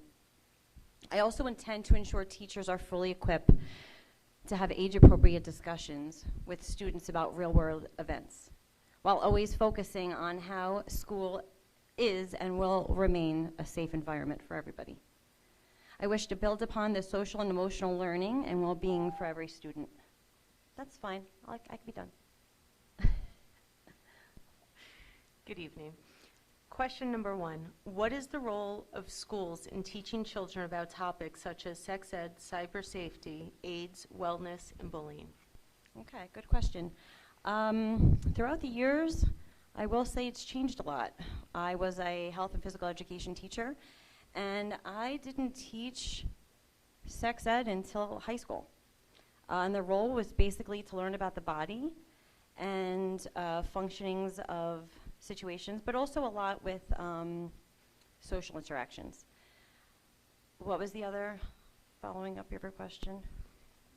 What is the role of schools in teaching children about topics such as sex ed, cyber safety, AIDS, wellness, and bullying? Okay, cyber safety, super big important. When I was a teacher, there was no cyber safety. I think that needs to be of utmost importance. There's a lot of garbage out there, and I think kids are very misled, and I think they need to understand the dangers of social media and the evil and sinister ways people will come for them without even realizing it.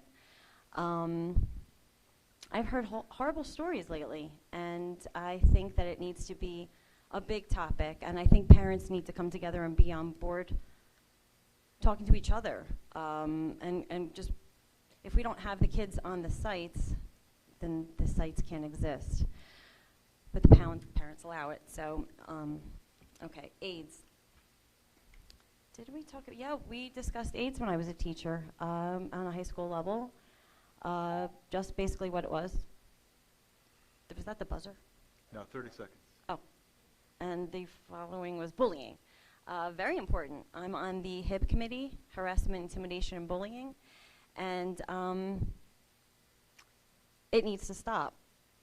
There's cyberbullying, there's in-face bullying, but there's also a reason. I tell my kids, if you're being bullied, you don't know what's going on in their house. So we're going to just treat everybody with respect, no matter what. Question 2.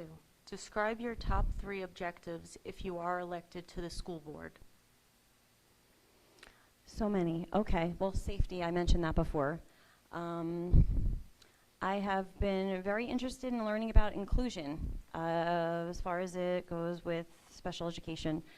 I guess diversity, equity, and inclusion.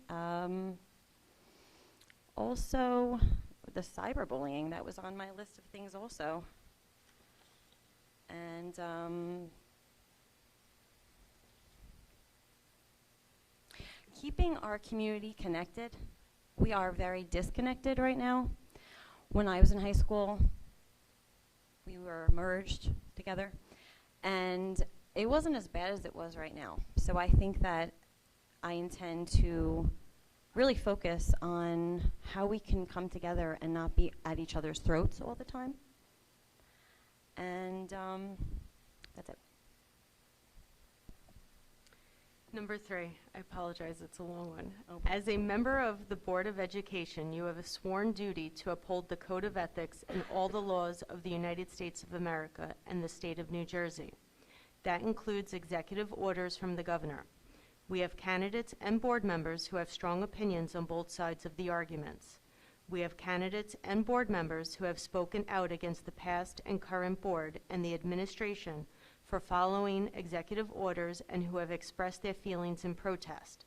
With the numbers rising and the fact that none of us know what the future holds, as a Board of Education member, are you prepared to abide by the Code of Ethics and follow all the laws, rules, and regulations if in the future they change from what it is currently in place, regardless of your personal feelings and beliefs? Absolutely, 100%. Number 4, board members have an obligation to protect the safety of all children in the district, as well as ensuring all children get the best education possible. Some board members have had to make difficult decisions that may not be aligned with their personal beliefs, or that may not be popular, or may even be less than helpful for their own child.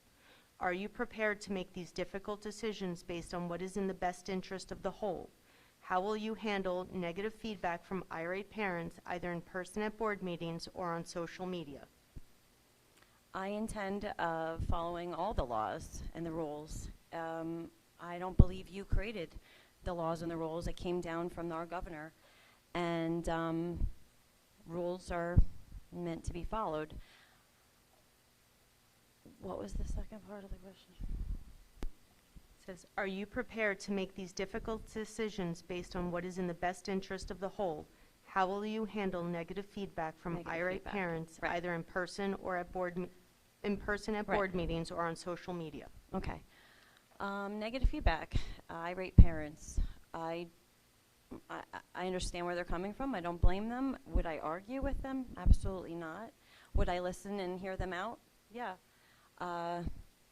Would I go through the chain of command? If it's not my law, not my rule, I can't, my hands are tied. Did I support everything that Governor Murphy did? No. Did we follow the rules? Yeah, we did. Were we happy about it? Not always. I think there should be options.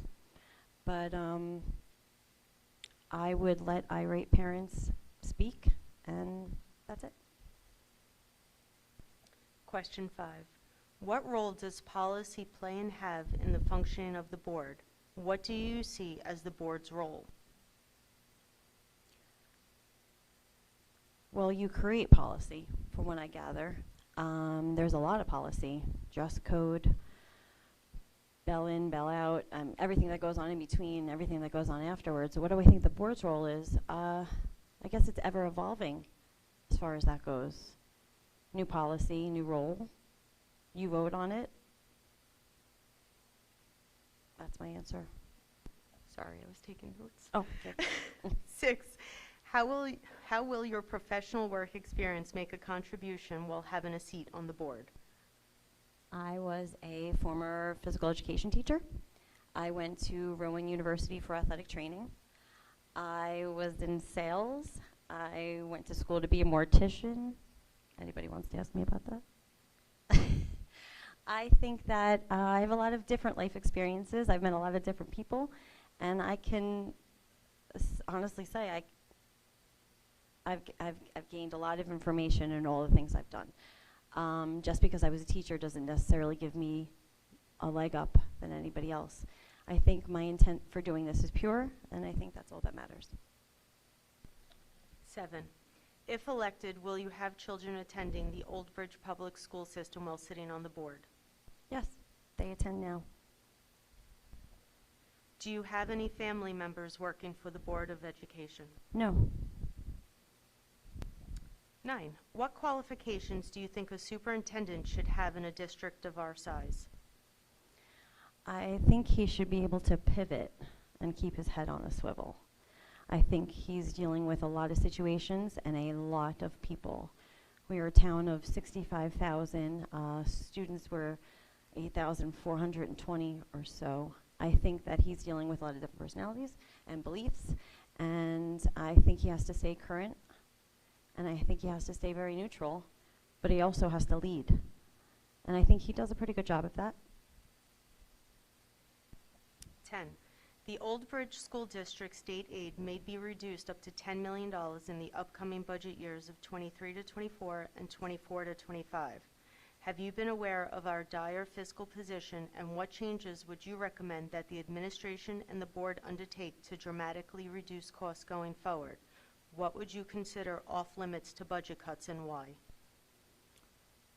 I think that, well, what do I consider off limits? Getting rid of anything is a shame. I think everything should stay the same, and we should work to be more efficient. I've inquired, about why, for instance, Old Bridge School of Dance rents out Hammersholt Middle School. Why doesn't Old Bridge School of Dance rent out Old Bridge High School? I'm sure it's a conflict of interest. I think we need to utilize our building more. The planetarium, I think it needs to be, and it might be, but it's not advertised. I don't see it really to be open to the public. I also have an interesting take. I take my daughter to gymnastics, it feels like every single day, and I pass Frank Defino Elementary School. It's beautiful elementary school, beautiful grounds, and what I did notice is that they have a large area of solar panels. So I went, I checked them out, I did some research. In June 2020, the Board of Education passed, it was solar panel project. And I printed out 253-page document, if anybody wants it. It's thick, but it's very interesting. The money they've saved, the money they put into it. I think it's a great idea. I think it's something that we should look into. Done. That was the buzzer, right? Oh, 30 seconds. I'm done. Okay. 11, are you aware of how much learning has been lost during the remote schooling caused by COVID-19, and are you satisfied that we are recovering at an acceptable pace? I would assume that there is a lot lost, but I think our teachers have done a phenomenal job with before care. I guess you could call it before care. They have kids coming in before, they have kids coming in after. They offer all of these extra help options. I think that Old Bridge has done a great job. I think we've got amazing teachers, and they were quick to pick up where there might have been lost. 12, how will you deal with overcrowding in schools now that some schools are losing sections, yet the town is increasing in population by the minute? It's true. And a thought occurred to me that why aren't we, and I don't know who you go to about this, demanding that when a new construction comes up and new houses are built, why don't we bargain that and say, okay, well, you have to donate and build upon the school. It is very overcrowded, and that's a shame for the students and the staff. I don't think it could get any worse. My daughter is one of 24. Kids need room to play and room to spread out. So how would I deal with it? Stop closing down schools. 13th and final question. How do you keep relationships with teachers? How do we get it to be a cohesive unit, like when contracts go into negotiations? Okay, so the question isn't personal, how I keep in contact with my children's teachers. How do you suggest we keep relationships with teachers? How do we get it to be a cohesive unit, like when contracts go into negotiations? Good question. I guess transparency, open lines of communication, being straightforward and honest.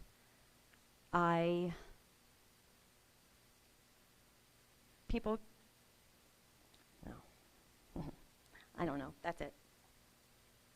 Okay, thank you. That was your last question. Okay, thanks.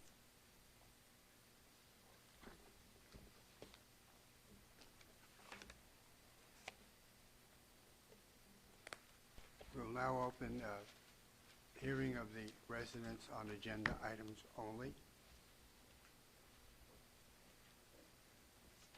Seeing no hands, I will close the public hearing portion of it. And we're going to go into closed session that way. Yes, you're going to go into closed session for discussion of appointment of a public official. The board will be back out to do the actual voting and discussion of why they're voting the way they're voting. Need a motion. I'll move it. Lent will second. Discussion? Roll call?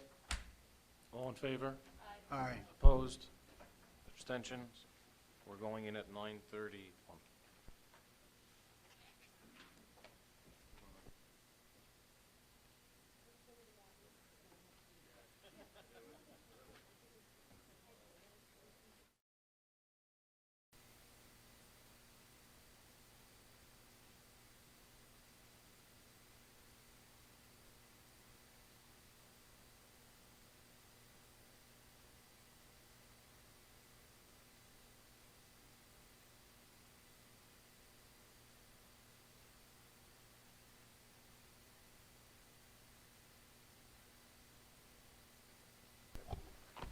All right, so we're back. So procedurally, the board just went in and discussed the qualifications of the candidates who were interviewed tonight. The 6 of you were all considered. So at this point, we're going to open, not yet, but when Frank says so, we're going to open nominations for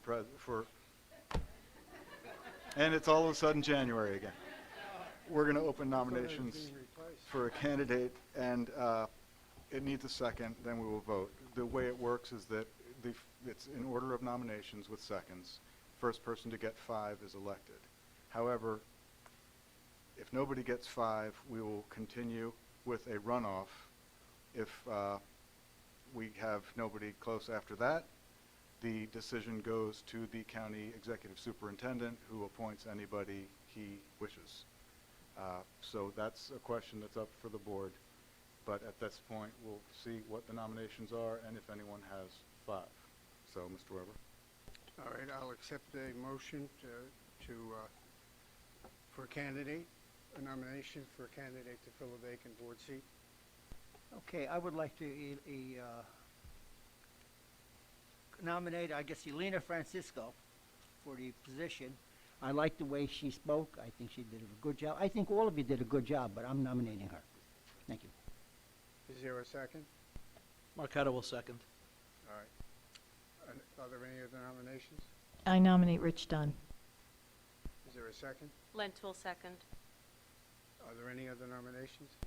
I will be nominating Jessica Nugent. I'll second it.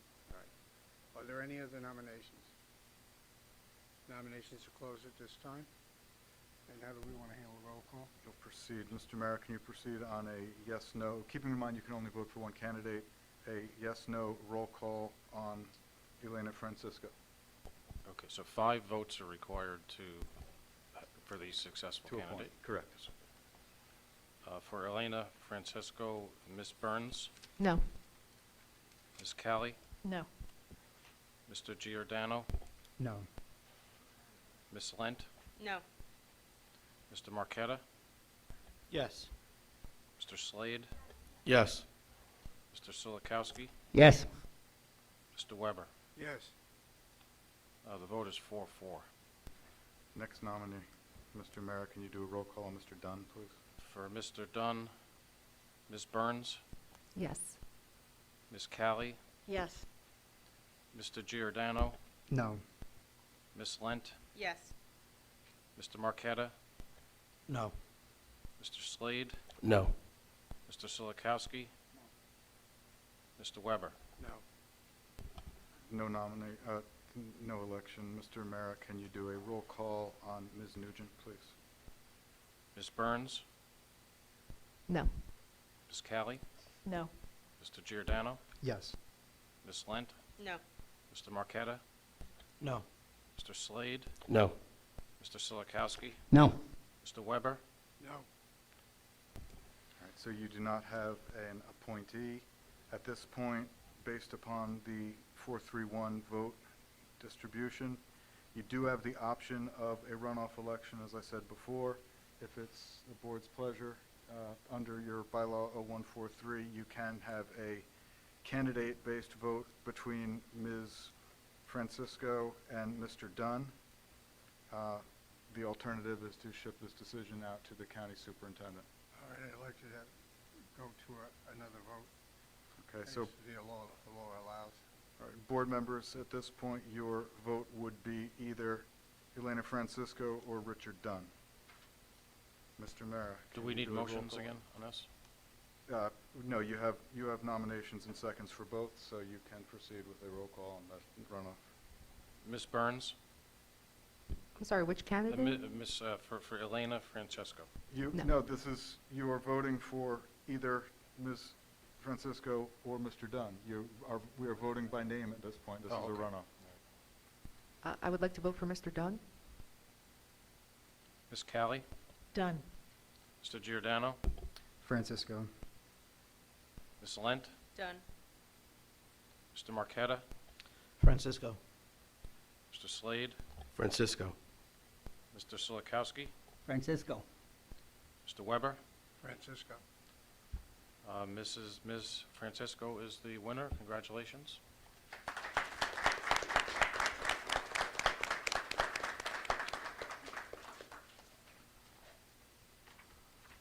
So, Mr. Weber, continuing through your agenda, at the bottom of page 6, we now need a motion based upon the board's action to appoint Ms. Francisco, after which she will be sworn in. Page 6. Bottom of page 6. All glasses.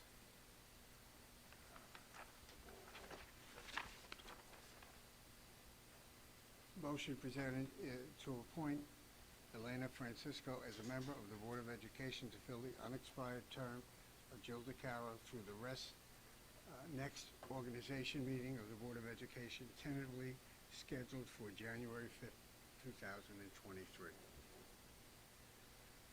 Motion. Giordano motion. Second? Callie will second.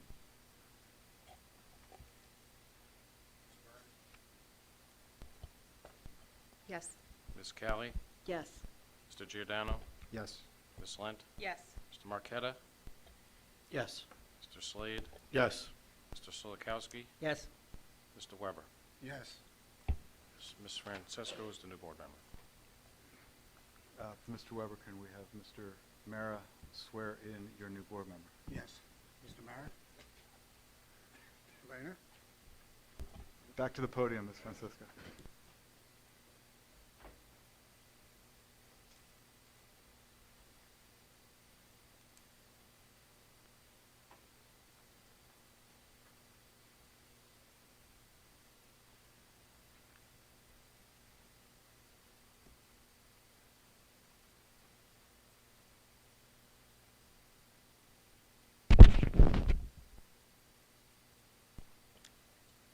I, Elena Francisco, do solemnly swear that I will support the Constitution of the United States and the Constitution of the State of New Jersey, and that I will bear true faith and allegiance to the same and to the governments established in the United States and this state under the authority of the people, so help me God.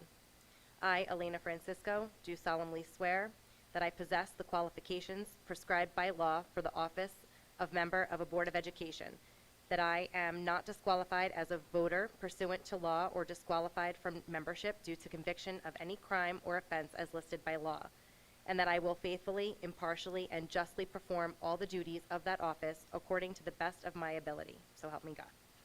Congratulations and welcome to the board. Thank you very much.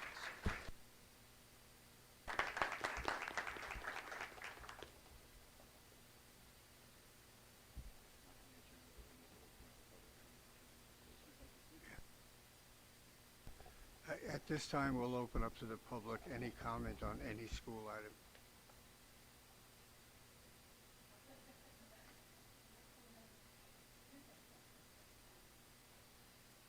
I just wanted to say a quick thank you for having me here and giving me this opportunity, and I will do my very, very best to be the best board member for this community and this town and give back as much as I can. So thank you. Thank you very much. Seeing no other hands, I'd like to thank all of the other candidates who participated tonight. We hope to see you back in November. There will be 4 terms this time, 3 three-year terms and 1 full-year term. So we wish you all good luck and participate. Thank you for coming out tonight. Again, I repeat, all the candidates did a fantastic job, and thank you for participating. Motion to adjourn. A motion to adjourn? Callie. Lentil second. Joe? All in favor? Opposed? Abstentions? We are closed at 10:24. That was quick.